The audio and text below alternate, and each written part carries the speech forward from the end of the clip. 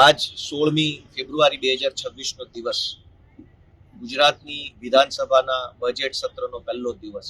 સૌથી પહેલા તો હું મારા મત વિસ્તાર વિસાવદર, ભેસાણ અને જુનાગઢ ગ્રામ્યની સૌ જનતા, સૌ ખેડૂતો, સૌ ખેતી મજૂરી કરતા લોકો, રત્ન કલાકારો, વેપારીઓ, સરકારી કર્મચારીઓ, નિવૃત્ત કર્મચારીઓ, અમારા આમ આદમી પાર્ટીના સૌ આગેવાનો, કાર્યકર્તા બધાનો હું હૃદયપૂર્વક ખૂબ ખૂબ આભાર વ્યક્ત કરું છું.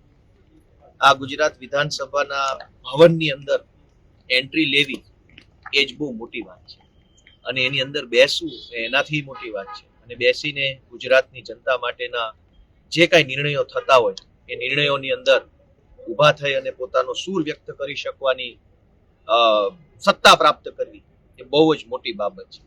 ગુજરાતમાંથી વિસાવદર, ભેસાણ, જુનાગઢના લોકોએ મને આ તક આપી કે હું વિધાનસભામાં બેસી શકું, અવાજ ઉઠાવી શકું, મુદ્દા મૂકી શકું અને અહીંયા જે કાંઈ ચાલે છે એ લોકોને જણાવી શકું એવો મને અધિકાર આપ્યો, એવું મને પ્લેટફોર્મ આપ્યું. એ બદલ હું અમારા સૌ મતદારોનો આજે આ પહેલા દિવસે હૃદયપૂર્વક આભાર વ્યક્ત કરું છું. બીજી વાત કે આજે આ પહેલા દિવસે ગુજરાતની વિધાનસભામાં ગુજરાતના રાજ્યપાલ શ્રીનું અભિભાષણ થયું.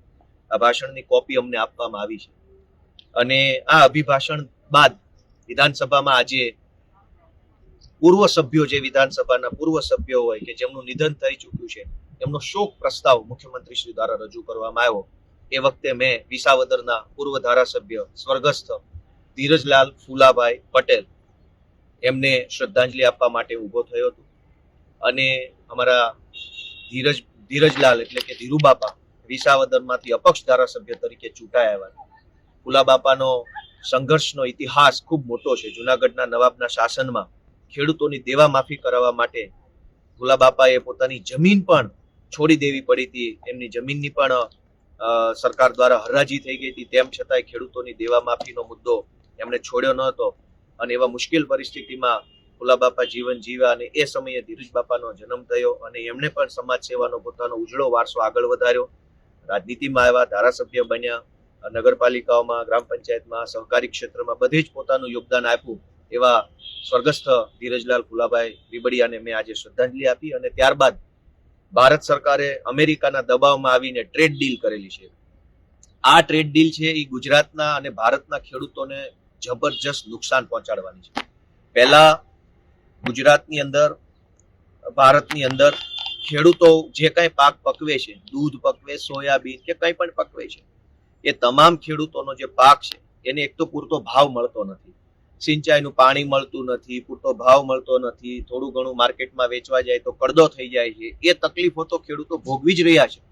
પણ હવે ભારત સરકારે અમેરિકા સાથે ટ્રેડ ડીલ કરી છે. ટ્રેડ ડીલ એટલે અમેરિકાના ખેડૂતો જે કાંઈ પકવે છે, ચાહે કપાસ પકવે છે, ચાહે દૂધ ઉત્પાદન કરે છે, ચાહે સોયાબીન પકવે છે, ચાહે કંઈ પણ, એ તમામ વસ્તુઓ ભારતમાં હવે અમેરિકા નિકાસ કરશે અને ભારત સરકારે ટેક્સ નહીં લે, આયાત ઉપર ટેક્સ નહીં લે.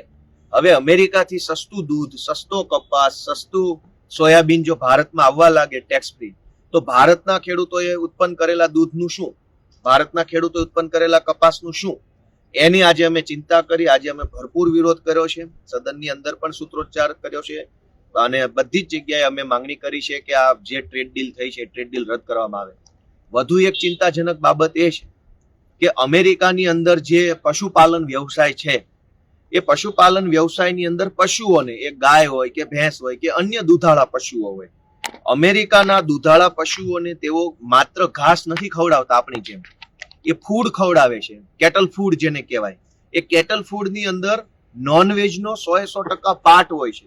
અમેરિકાની અંદર કોઈ પણ ગૂગલ કરશો તો તમને ખ્યાલ આવી જશે કે કેટલ ફૂડની અંદર નોનવેજ હોય છે, જેના કારણે ઢોર તંદુરસ્ત પણ રહે અને વધુ દૂધ આપે. હવે તમે વિચારો કે અમેરિકાના પશુપાલન વ્યવસાયમાં પશુપાલન કરતા લોકો અમેરિકામાં પશુઓને કેટલ ફીડના નામે નોનવેજ અને માંસાહારની આઈટમ ખવડાવે.